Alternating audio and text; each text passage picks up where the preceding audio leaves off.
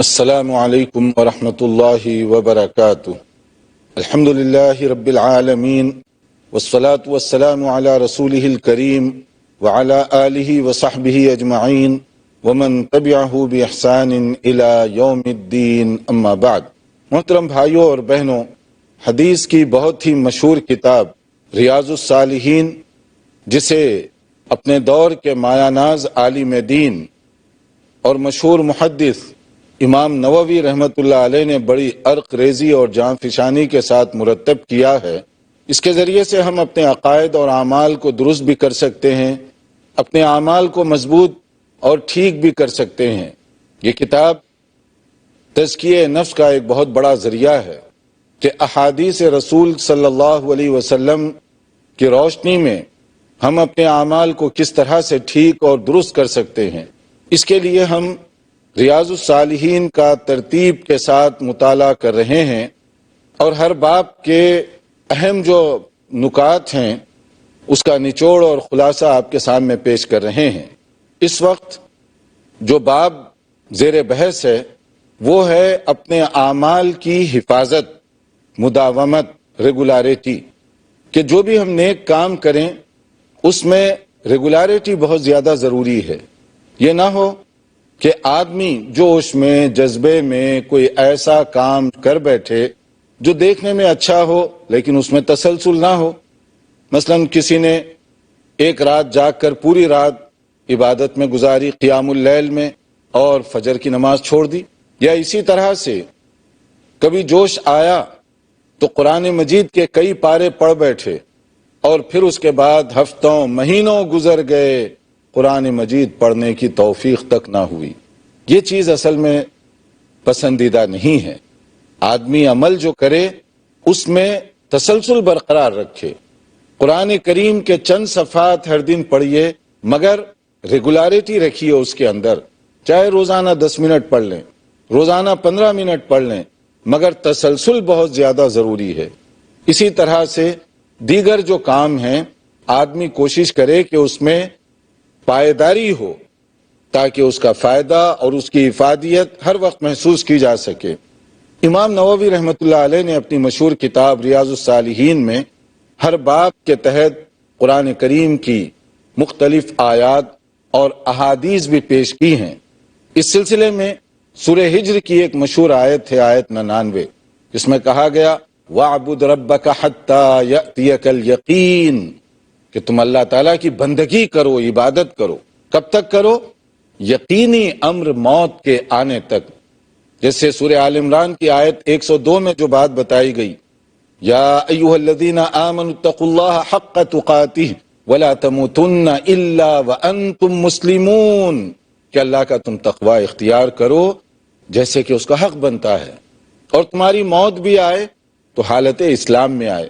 اب کسی کو یہ تو نہیں معلوم کہ اس کی موت کب آنے والی ہے، تو اس آیت میں پیغام یہ دیا جا رہا ہے کہ تم عمل ایسے کرو کہ اگر کبھی بھی موت آ جائے تو تمہارا کوئی عمل باعث ندامت یا پچھتاوا نہ بن جائے، با عمل زندگی گزارو، متقیانہ زندگی گزارو۔ دیکھیے رسول اکرم صلی اللہ علیہ وسلم نے اس سلسلے میں کیا ہدایات دی ہیں۔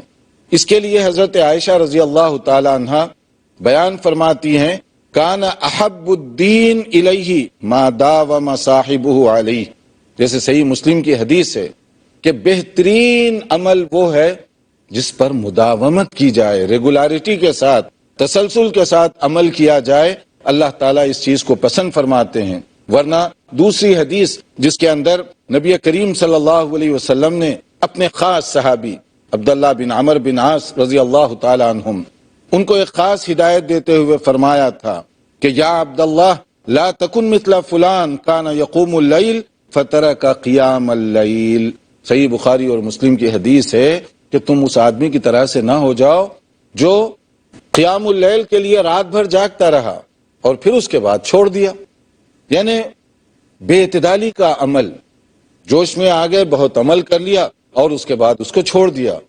تو اس باب کا خلاصہ یہ ہے کہ آدمی جو بھی عمل کرے، نوافل کی شکل میں، صدقہ و خیرات کی شکل میں، قرآن کریم کی تلاوت کی شکل میں، خیر اور فلاح کے کاموں کی شکل میں، اس میں تسلسل برقرار رہے۔ اور اس میں ایسا کام کرے جو بعد میں بوریت کا سبب نہ بن جائے، الجھن یا اکتاہٹ نہ پیدا ہو۔ اس لیے ہر چیز کو توازن کے ساتھ کیا جائے تو بہت طویل عرصے تک آدمی اس پر عمل کر سکتا ہے۔ اس کے بعد جو ایک اور چیپٹر ہے وہ ہے کہ ایک مسلمان کو چاہیے کہ سنت اس کے آداب کیا ہیں اور اس کی حفاظت کا ہمیں جو حکم دیا گیا کس طریقے سے اس کی حفاظت کرنی چاہیے، کیونکہ سنت کیا ہے؟ سنت رسول اکرم صلی اللہ علیہ وسلم کے اقوال، آپ کے اعمال اور صحابہ کرام رضوان اللہ علیہ مجمعین کہ وہ اعمال جسے نبی کریم صلی اللہ علیہ وسلم نے قبول فرمایا، پسند کیا، تو یہ ساری سنت کی مختلف شکلیں ہوں گی، اور سنت کے بغیر ہمارا کوئی عمل قابل قبول نہیں ہو سکتا۔ چاہے آپ کتنی نیک نیتی کے ساتھ کوئی بھی عمل کریں، اگر وہ سنت کے مطابق نہ ہو تو قابل قبول نہیں ہو سکتا۔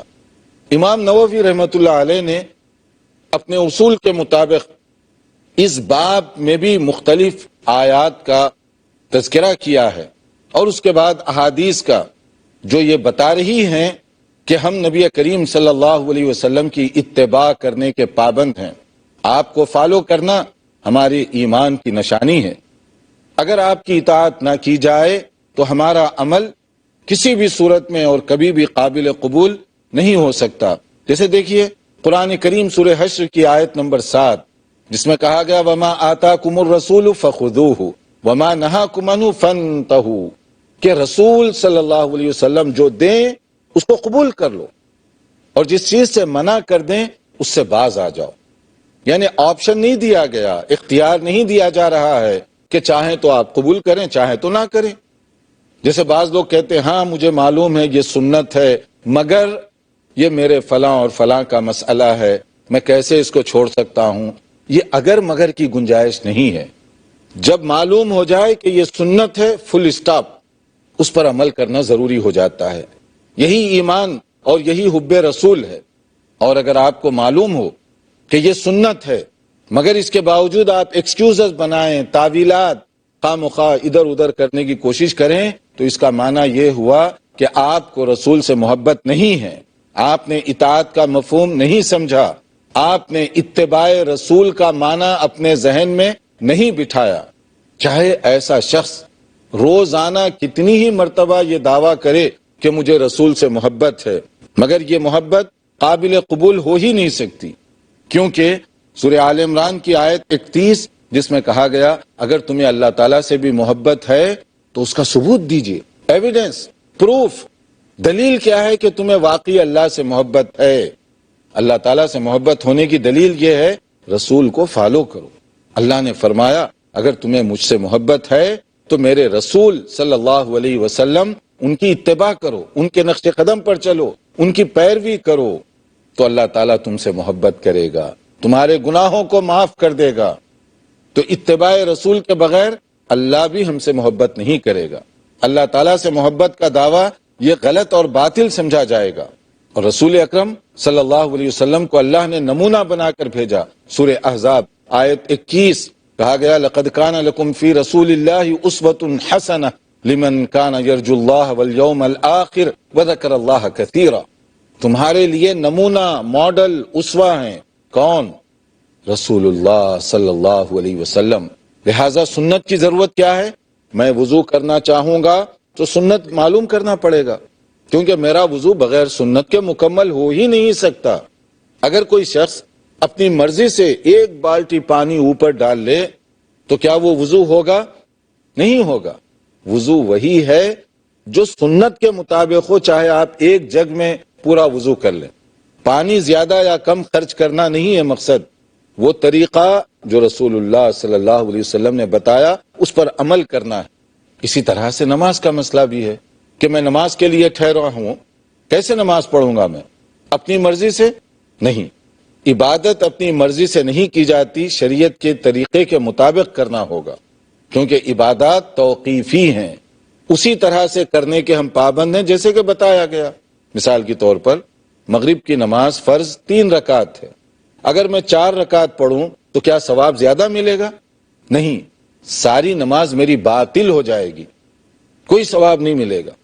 کیوں نہیں ملے گا؟ حالانکہ نماز تو اچھی چیز ہے، زیادہ پڑھنے سے زیادہ ثواب ملنا چاہیے، مگر اصول یہ نہیں ہے۔ نماز اچھی چیز ہے اگر رسول اللہ صلی اللہ علیہ وسلم کے بتائے ہوئے طریقے کے مطابق پڑھیں گے، اور اگر ہم اپنی طرف سے کوئی چیز کر بیٹھیں گے تو وہ اس کا فائدہ نہیں ہوگا، بلکہ وہ فائدہ نقصان میں تبدیل ہو جائے گا۔ اسی طرح سے دوسرے تمام اعمال، کیونکہ رسول اللہ صلی اللہ علیہ وسلم کو نمونہ بنایا گیا، اسوہ اور ماڈل بنایا گیا، لہٰذا مسجد کے اندر، مسجد کے باہر، کاروبار میں، فیملی لائف میں، رشتہ داروں کے ساتھ میل ملاپ میں، کمائی، تجارت، ملازمت وغیرہ کے جو مسائل ہیں، ہر جگہ ایک مسلمان پابند ہوگا کہ وہ رسول اللہ صلی اللہ علیہ وسلم کو اپنے لیے نمونہ بنائے، تبھی اس کا ایمان اللہ تعالیٰ کے پاس قابل قبول ہوگا۔ اور اس میں ایک اور چیز بھی ہمیں اپنے ذہن میں رکھنی چاہیے، سورہ نساء کی آیت 59 جس کے اندر کہا گیا 59 میں فَإِن تَنَازَعْتُمْ فِي شَيْءٍ فَرُدُّوهُ إِلَى اللَّهِ وَالرَّسُولِ إِن كُنتُمْ تُؤْمِنُونَ بِاللَّهِ وَالْيَوْمِ الْآخِرِ۔ اگر کبھی کوئی اختلاف ہو جائے، تنازع ہو جائے، تو فوری نبی صلی اللہ علیہ وسلم کی طرف ریفر کرو، آپ کی سنت معلوم کرو کہ آپ نے کیا حکم دیا، کیا طریقہ بتایا۔ جب آپ کا طریقہ سامنے آ جائے تو وہی ہمارے لیے دین ہے، وہی ہمارے لیے نمونہ ہے، اور اسی پر ہمیں چلنا چاہیے۔ ناظرین دیکھتے رہیے پروگرام، ایک مختصر وقفے کے بعد انشاءاللہ حاضر ہوں گے۔ أنت الكريم كالعطاء يا ناظرین، وقفے سے پہلے ہم بتا رہے تھے کہ سنت کی حفاظت اور اس پر عمل کرنا اور اس کے آداب کیا ہیں، کہ رسول اکرم صلی اللہ علیہ وسلم کو اللہ تعالیٰ نے نمونے کے طور پر بھیجا ہے، آپ اسوہ حسنہ ہیں، لہٰذا میں کوئی بھی عمل کرنا چاہوں گا تو ہمارے لیے ضروری ہوگا کہ نبی کریم صلی اللہ علیہ وسلم کو نمونہ بنائیں، مسجد کے اندر بھی، مسجد کے باہر بھی، فیملی لائف میں، کاروبار اور تجارت، ہر جگہ، ہر مسئلے میں رسول اکرم صلی اللہ علیہ وسلم کو اپنے لیے نمونہ بنائیں۔ جب نبی کریم صلی اللہ علیہ وسلم کی کوئی بات سامنے آ جائے تو اس کو قبول کرنا یہ ایمان کی نشانی ہے۔ ایسے ہی لوگوں سے اللہ تعالیٰ محبت کرنے والے ہیں، اور اگر یہ نہ ہو تو پھر رسول کی کوئی سنت سامنے آ گئی اور پھر بھی ہم مخالفت کریں، یا ہم یہ کہیں کہ یہ تو رسول صلی اللہ علیہ وسلم کی بات ثابت ہو رہی ہے مگر میں فلاں اور فلاں کی بات پر عمل کروں گا، تو اس کا معنی یہ ہوا کہ ہم نے نبی کریم صلی اللہ علیہ وسلم کے مقام کو نہیں سمجھا، آپ کے مقام کو گھٹانے کی کوشش کی گئی، جبکہ میں دنیا ساری کی بات چھوڑ سکتا ہوں، ہونا یہ چاہیے کہ رسول کی بات نہ چھوٹے۔ اگر رسول کی بات چھوٹ گئی اور دوسروں کی بات پر میں عمل کر رہا ہوں تو میں نے کون سی نیکی کا کام کیا؟ صحیح بخاری اور صحیح مسلم کی ایک حدیث یہاں بیان کی گئی، نبی کریم صلی اللہ علیہ وسلم نے ارشاد فرمایا کہ فَإِذَا نَهَيْتُكُمْ عَنْ شَيْءٍ فَاجْتَنِبُوهُ، اگر میں کسی چیز سے منع کروں تو تم رک جاؤ اس پر، اور وَإِذَا أَمَرْتُكُمْ بِشَيْءٍ فَأْتُوا مِنْهُ مَا اسْتَطَعْتُمْ، اور اگر میں کبھی کسی معاملے میں کوئی بھی حکم دوں تو جتنی اپنی طاقت ہے، استطاعت کے مطابق تم اس پر عمل کرو۔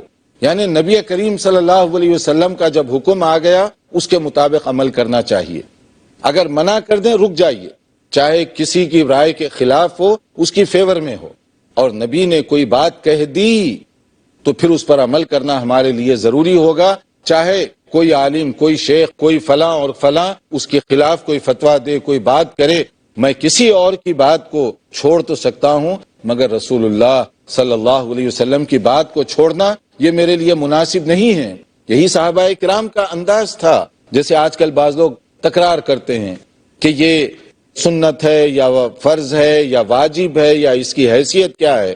نبی صلی اللہ علیہ وسلم سے کوئی چیز اگر ثابت ہو جائے بس اس کو قبول کر لیجئے، اس پر عمل کیجئے، یہ اہل علم کے درمیان رہنے دیجئے کہ اس کی ڈیفینیشن کیا ہے، کہ یہ جو ہے واجب ہے یا کیا ہے۔ جب نبی کی سنت ہے بس ختم، قبول کر لیجئے۔ جیسے حضرت عبداللہ ابن عمر رضی اللہ تعالیٰ عنہما قربانی کے مسئلے میں کسی نے ان سے بات کی، انہوں نے کہا کہ نبی کریم صلی اللہ علیہ وسلم مدینہ منورہ میں ہر سال قربانی دیا کرتے تھے۔ اس نے پوچھا کہ کیا یہ واجب ہے؟ پھر انہوں نے وہی جواب دیا کہ نبی کریم صلی اللہ علیہ وسلم قربانی دیا کرتے تھے۔ پھر اس نے یہی سوال کیا کیا یہ واجب ہے؟ تو اس نے کہا اتعقل، کہ تمہیں عقل نہیں ہے، سمجھتے نہیں ہیں؟ میں کہہ رہا ہوں کہ نبی کریم صلی اللہ علیہ وسلم نے یہ کام کیا، بس ختم۔ یہ ہوتا تھا صحابہ کرام رضوان اللہ علیہ مجمعین کا انداز، کہ کوئی بات اگر نبی سے آ جائے تو اس کو اسی طرح سے وہ لوگ قبول کر لیا کرتے تھے، آگے سے تکرار اور آگے سے ضد بازی نہیں کیا کرتے۔ اسی طرح سے ایک اور حدیث جس میں نبی کریم صلی اللہ علیہ وسلم نے فرمایا اوصیکم بتقوی اللہ والسمع والطاعہ، کہ میں تمہیں تقوی کی ہدایت دیتا ہوں اور بات کو سننے، سمجھنے اور اطاعت کرنے کی۔ اور وَإِن تَأَمَّرَ عَلَيْكُمْ عَبْدٌ حَبْشِيٌّ، اگر کوئی ایسا آدمی جو بظاہر دیکھنے میں معمولی بیک گراؤنڈ کا ہو، لیکن اگر وہ تمہارا ذمہ دار بنا دیا گیا اور وہ کوئی بات کر رہا ہے تو تم اس پر توجہ دو۔ کیوں؟ وَإِنَّهُ مَن يَعِشْ مِنكُمْ فَسَيَرَىٰ اخْتِلَافًا كَثِيرًا، ایک زمانہ ایسے آئے گا کہ لوگ جو ہے اختلافات بہت پیدا کر لیں گے۔ تو ایسے اختلافی دور میں جب لڑائی جھگڑے ہوں، فتنہ ہو، تو کیا کرنا چاہیے؟ نبی صلی اللہ علیہ وسلم نے فرمایا فَعَلَيْكُمْ بِسُنَّتِي وَسُنَّتِ الْخُلَفَاءِ الرَّاشِدِينَ الْمَهْدِيِّينَ عَضُّوا عَلَيْهَا بِالنَّوَاجِذِ، کہ تمہیں چاہیے کہ جو نبی کریم صلی اللہ علیہ وسلم کا طریقہ ہے اس کو اختیار کرو، جو صحابہ کرام خلفائے راشدین کا طریقہ ہے اس پر چلو تم، اور اس کو مضبوطی کے ساتھ پکڑ لو۔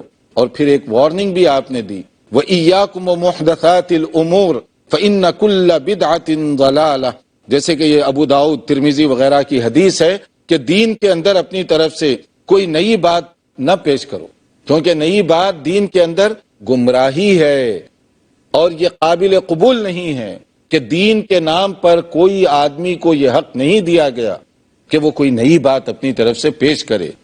ہر نئی بات گمراہی اور ضلالت کی قرار دی گئی، شریعت کے نام پر، دین کے نام پر اجر و ثواب کمانے کے لیے۔ ہمیں وہی کام کرنا چاہیے جو نبی کریم صلی اللہ علیہ وسلم سے ثابت ہے اور مسنون ہے۔ جیسے بعض ہم جس کو کہتے ہیں نا چھوٹی چھوٹی باتیں، معمولی مسائل، چاہے مسائل معمولی ہوں چاہے بڑی باتیں ہوں، نبی کی سنت، ہر سنت اہمیت رکھتی ہے۔ اس میں چھوٹی بڑی، یہ معمولی اور یہ غیر معمولی کی تقسیم عام طور پر ان لوگوں نے کر رکھی ہے جو عمل کرنا نہیں چاہتے، جو اپنی زندگیوں میں سنت کو نافذ کرنا نہیں چاہتے، یہ اس طرح کی باتیں کرنے والے لوگ ہیں۔ ورنہ دیکھیے رسول اکرم صلی اللہ علیہ وسلم نے جو فرمایا، صحیح مسلم ہی کی ایک حدیث ہے کہ ایک آدمی اپنے لیفٹ ہینڈ سے بائیں ہاتھ سے کھا رہا تھا۔ نبی صلی اللہ علیہ وسلم نے اس سے کہا کہ سیدھے ہاتھ سے کھا لو، دائیں ہاتھ سے کھاؤ، رائٹ ہینڈ سے۔ تو آگے سے اس نے ذرا تکبرانہ انداز سے جواب دیا، اس سے کیا فرق پڑتا ہے؟ وہ تیار نہیں ہوا، بس یہی ٹھیک ہے۔ تو آپ نے فرمایا اب تم چاہو بھی تو نہیں اٹھا سکو گے اپنا ہاتھ۔ اور پھر اس کے بعد ایسے ہی ہوا اس کے ساتھ کہ وہ اپنا ہاتھ اٹھا نہیں سکا، کیونکہ اس نے تکبر کیا، نبی کی بات کے مقابلے میں تکبر میں مبتلا ہوا۔ جیسے آج بھی بہت سے لوگ کہتے ہیں لیفٹ ہینڈ سے پی رہے ہیں، کھا رہے ہیں، ان سے کہیں سیدھے ہاتھ سے، اس سے کیا فرق پڑتا ہے؟ کیا فرض ہے؟ کیا ضروری ہے کہ میں دائیں ہاتھ سے کھاؤں، کہ میں رائٹ ہینڈ استعمال کروں؟ تو ان لوگوں کو یہ حدیث ذہن میں رکھنا چاہیے۔ صحیح مسلم کی یہ حدیث ہے کہ اس نے نبی صلی اللہ علیہ وسلم کے ساتھ اسی طرح کی بات کی تھی، پھر اس کے بعد کیا ہوا؟ اس کا ہاتھ حرکت ہی نہیں کیا، وہ اٹھانا بھی چاہتا تو نہیں اٹھا پاتا تھا۔ کہ نبی کی سنت کے مقابلے میں تکبر کرنا، آج بھی دیکھیں بعض مسائل ہیں، چاہے وہ کپڑوں کے مسئلے میں ہو، کھانے پینے کے مسئلے میں ہو، بیٹھنے اٹھنے کے مسئلے میں ہو، ہر جگہ ہم کوئی نہ کوئی اس طرح کی بحث کرنا شروع کر دیتے ہیں۔ بلکہ بعض اوقات تو وہ لوگ بھی اس طرح کی باتیں کرتے ہیں جو دین کا کام کرنا چاہتے ہیں، اس طرح کرنا چاہتے ہیں سنت پر عمل کیے بغیر، سنت کو روزمرہ کی زندگی میں فالو کیے بغیر۔ بڑی بڑی باتوں پر ہم توجہ دیتے ہیں، یہ چھوٹی چھوٹی باتوں پر نہیں دیتے۔ یہ ساری باتیں دیکھنے میں لگتی ہیں کہ شاید اچھی ہوں، حقیقت کے اعتبار سے یہ اچھی نہیں ہیں۔ سنت پر جو آدمی عمل نہ کرے وہ بڑی پر بھی نہیں کرے گا، چھوٹی پر بھی نہیں کرے گا۔ دراصل جس چیز میں انسان کو خود عمل کرنے کی ضرورت پیش آ رہی ہے اس میں وہ عمل نہیں کرنا چاہتا، اس لیے وہ اس طرح لفاظی کرتا ہے کہ ہم بڑے مسائل پر توجہ دیتے ہیں، یہ چھوٹی باتوں کی کوئی اہمیت نہیں ہے، ان کو سننا چاہیے۔ یہ احادیث ہیں، یہ نبی کریم صلی اللہ علیہ وسلم کی طرف سے ثابت شدہ چیزیں ہیں جس کو امام نووی رحمۃ اللہ علیہ نے ریاض الصالحین میں جمع کیا ہے۔ یہ چھوٹی باتیں نہیں ہیں، سنت حقیر نہیں ہوتی، معمولی نہیں ہوتی۔ کیا معلوم کہ مجھے یہی سنت جنت میں لے جانے کا سبب بن جائے، اور اس کے برعکس جیسے اس نے رائٹ ہینڈ استعمال کرنے سے انکار کیا تو نتیجہ یہ ہوا کہ دنیا میں یہ عذاب آ گیا اس کے اوپر، یہ مصیبت آ گئی اس کے اوپر۔ اسی طرح سے رسول اکرم صلی اللہ علیہ وسلم نے مساجد میں صف بندی کے بارے میں، نماز کا وقت ہو گیا کیسے ٹھہرنا چاہیے، اس کی بھی ہدایت دی۔ آپ نے فرمایا کہ تم صفوں کو درست کرو، صحیح طور پر ٹھہرو مل کر، ورنہ کیا ہوگا اگر تم صف بندی صحیح نہیں کریں گے تو نبی صلی اللہ علیہ وسلم نے فرمایا لَتَصُوُّنَ صُفُوفَكُمْ، اگر تم اپنی صفوں کو درست کرو گے تو ٹھیک ہے، اور اگر نہیں کرو گے او لَيُخَالِفُنَّ اللَّهُ بَيْنَ وُجُوهِكُمْ، یا نہیں تو پھر اللہ تعالیٰ تمہارے چہروں کو بدل ڈالیں گے، مسخ کر دیں گے، یعنی یہ بھی ایک اللہ تعالیٰ کی طرف سے عذاب کی ایک شکل ہوگی۔ مساجد میں صف بندی، اس کا اہتمام ہونا چاہیے۔ اقامت ہو گئی، اللہ اکبر کہنے سے پہلے امام کو میک شور کرنا چاہیے کہ لوگ صحیح صفیں بنا چکے ہیں، پھر آپ اللہ اکبر کہے، یہ دراصل سنت ہے، ورنہ ایک ہی صف میں ٹھہرے ہوئے ہیں، کوئی 2 قدم آگے بڑھا ہوا ہے، کوئی 2 قدم پیچھے ہٹا ہوا ہے، درمیان میں کبھی اتنا فاصلہ ہے، اتنا فاصلہ ہے، یہ اس طرح سے ٹھہرنا یہ درست نہیں ہے، بلکہ صف بندی کا خصوصیت کے ساتھ اہتمام کرنا چاہیے۔ اسی طرح سے نبی کریم صلی اللہ علیہ وسلم نے، جس کو ہم کہتے ہیں نا معمولی باتیں، معمولی کوئی بات نہیں ہے، سنت، ہر سنت اہمیت کی حامل ہے، ہر سنت کا اپنا ایک مقام ہے۔ کھانے کے بعد جیسے انگلیاں چاٹنا، بعض لوگ کہتے ہیں کہ لوگ معیوب سمجھیں گے، پسند نہیں کریں گے، حالانکہ ایسی بات نہیں ہے۔ اگر ہم سنت پر عمل کریں، چاہے کوئی پسند کرے نہ کرے، ہمارے نبی صلی اللہ علیہ وسلم کی سنت ہمارے لیے اتنی محبوب ہونی چاہیے کہ کوئی اس پر عمل کرتے ہوئے احساس کمتری نہ پیدا ہو۔ کھانے کے بعد انگلیوں کو چاٹنا یہ نبی کریم صلی اللہ علیہ وسلم کا طریقہ اور آپ کی سنت ہے۔ جیسے کہا گیا امرا بلاقل اصابع والصحفتی، کہ نبی کریم صلی اللہ علیہ وسلم نے اپنی پلیٹ کو صاف کرنے اور انگلیوں کو چاٹنے کا یہ حکم دیا ہے۔ انکم لا تدرون فی ایھا البرکہ، کیونکہ کسی کو نہیں معلوم کہ خیر و برکت اللہ نے کس میں رکھی ہے، کوئی ایک دانہ بھی ہمارے لیے بہتر ہو سکتا ہے۔ اس عنوان کے تحت امام نووی نے اور بھی کچھ احادیث کو ذکر کیا ہے، انشاءاللہ تعالی ہم کوشش کریں گے کہ آئندہ لیکچر میں اس کو پورا کیا جائے۔ دیکھتے رہیے پروگرام۔ والسلام علیکم ورحمۃ اللہ وبرکاتہ۔